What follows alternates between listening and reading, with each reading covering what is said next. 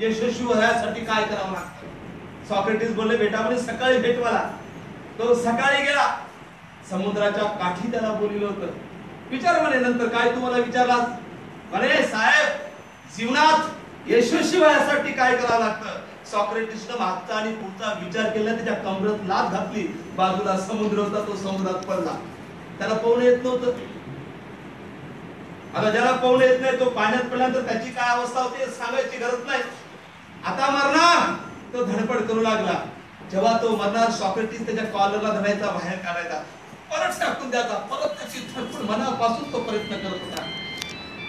दुसऱ्या वेळेस सॉक्रेटिसने काढलं, परत सोडलं पाण्यामध्ये, परत तो मरणार, परत काढलं. असं 4-5 वेळेस त्याला पाण्यातून काढलं, फेकून दिलं, काढलं, फेकून दिलं. 6व्या वेळेस सॉक्रेटिस त्याला बाहेर घेऊन आला. म्हणे परत प्रश्न विचार. म्हणे साहेब, जीवनात यशस्वी करायसाठी काय करावं लागतं?